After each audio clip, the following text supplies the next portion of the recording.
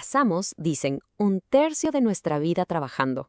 Pero, ¿nos hemos detenido a pensar qué es lo que hace que todo ese tiempo valga la pena? Hoy vamos a meternos de lleno en esa pregunta. Porque, a ver, más allá del cheque a fin de mes, ¿qué es lo que de verdad le da valor a lo que hacemos? La respuesta, créanme, la vamos a encontrar en lugares que a lo mejor ni se imaginen. Desde la atención brutal en la primera línea de un hospital hasta la dedicación total que se respira en los talleres de artesanos. Y es que, para entender bien qué es el valor, a veces lo mejor es empezar por ver qué pasa cuando se pierde por completo.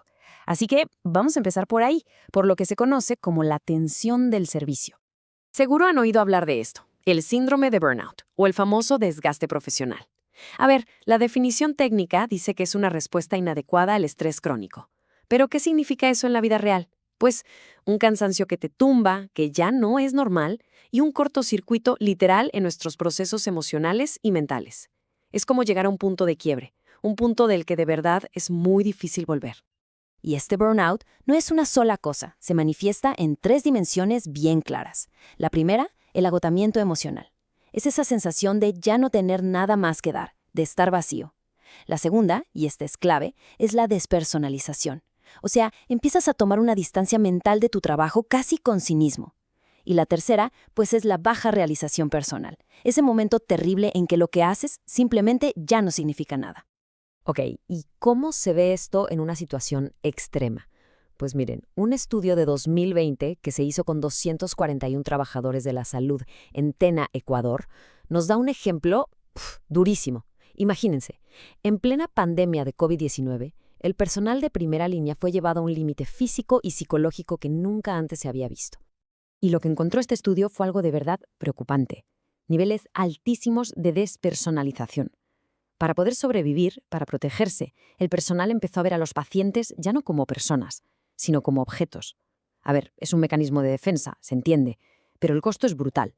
La pérdida total del sentido y la satisfacción en una labor que es, bueno, importantísima. Entonces, la pregunta es obvia, ¿no? Si ese es el precio tan alto de la desconexión, ¿cuál es la alternativa? ¿Hay alguna forma de volver a inyectarle valor y conexión a lo que hacemos? Pues parece que sí. Hay toda una filosofía que se basa justamente en eso, en la conexión humana. El nombre es genial. Se le conoce como hospitalidad irracional. Y ojo que podría ser la clave de todo esto. Para cacharle bien, primero hay que diferenciar 2 cosas que suenan parecido, pero no lo son: servicio y hospitalidad. Piénsenlo así: el servicio es blanco y negro. Es transaccional, es te doy esto, me pagas. Es hacer el trabajo bien y ya. La hospitalidad, la hospitalidad es a todo color. Es relacional, no transaccional. Se trata de cómo haces sentir a la gente. Una cosa es la tarea, la otra es la conexión. El que perfeccionó esta idea fue un tipo llamado Will Guidara, el ex dueño de un restaurante famosísimo, el 11 Madison Park. Y todo se basa en un principio que suena simple, pero es súper profundo. La forma en que haces una cosa es la forma en que haces todo. O sea que cada pequeño detalle, cada intención, cuenta, siempre. Y en su restaurante, que ojo, llegó a ser nombrado el mejor del mundo, el objetivo no era solo servir comida rica, iba mucho más allá. Se trataba de algo más profundo, que cada persona que cruzara esa puerta se sintiera vista, valorada, de verdad bienvenida. Convirtieron algo tan simple como una cena en una experiencia, vaya, inolvidable. Pero, a ver, ¿este nivel de conexión es algo que solo pasa en restaurantes de lujo carísimos? ¿O es un principio que podemos encontrar en otros lados? Quizás en lugares con raíces mucho, mucho más antiguas. Para encontrar la respuesta, vamos a hacer un viaje. Un viaje a un lugar donde el valor del trabajo está conectado, pero de una forma íntima, con la herencia y la tradición.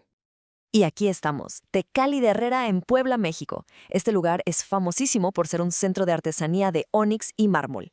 Es uno de esos lugares donde el trabajo manual, el trabajo de las manos, es literalmente el corazón de toda la comunidad. Y para que nos demos una idea de la escala de este mundo, va un dato impresionante. En México, casi el 98% de las empresas artesanales son pequeñas o medianas. O sea, no estamos hablando de corporaciones gigantes, para nada. Estamos hablando de talleres familiares que son el verdadero motor de sus comunidades. Porque aquí, en estos talleres, el valor del trabajo no se mide solo en dinero. Para nada. Está súper arraigado en la costumbre, en la tradición. Cada pieza es una expresión directa de la herencia de una familia. Es una conexión profundísima entre el artesano, el material que está tocando y la tierra de donde salió. Es, en el fondo, un acto de preservar la cultura. Ok, entonces, ¿qué pasa cuando esa conexión tan íntima entre la persona que crea algo y su creación, se rompe? Justo eso nos lleva al siguiente punto, que es casi como una advertencia. Una advertencia de lo que pasa cuando la cultura no se honra, sino que simplemente se copia. Vamos a ver un caso muy concreto. El origen de la historia está aquí, en estos patrones textiles que son una maravilla. Son parte fundamental de la identidad de las comunidades mazapecas de Oaxaca, aquí en México. Del otro lado, tenemos a la marca Zimmermann, una firma de moda de lujo de Australia. Y la acusación fue directa: plagio. Resulta que en 2021, esta marca usó los diseños mazatecos en una de sus colecciones, sin dar crédito, sin pedir permiso, sin nada. Claro, se armó una controversia enorme y la empresa tuvo que disculparse y retirar la prenda de las tiendas. Fue un reconocimiento, sí, pero muy tardío, del valor que habían pasado por alto. Y justo esto, es lo que pasa cuando a un producto se le arranca su historia, su gente, su alma. Se convierte en una simple transacción, no en una conexión. Si lo piensan, es básicamente el equivalente comercial de esa despersonalización que vimos en el hospital. Es la misma desconexión. Bueno, ya vimos los dos extremos del espectro, ¿verdad? Por un lado la conexión profunda y por otro la desconexión total. Entonces, ¿a qué conclusión llegamos? ¿Qué es lo que realmente hace que el trabajo importe? Parece que el hilo que une todo es la conexión. Vimos que la desconexión total nos lleva al burnout, que una conexión intencional puede crear hospitalidad, que la conexión con la herencia y la tradición construye un valor profundísimo, y por último, que cuando esas conexiones se rompen o se ignoran, caemos en la apropiación. Así que ya sea que estemos en un hospital en Ecuador o en un taller en México, la lección parece ser la misma, ¿no creen? El trabajo más valioso, ese que de verdad nos llena y que trasciende, no se trata solo de las tareas que hacemos, se trata de cómo valoramos a las personas que están en el proceso. Y todo esto nos deja con una última pregunta, una para quedarnos pensando.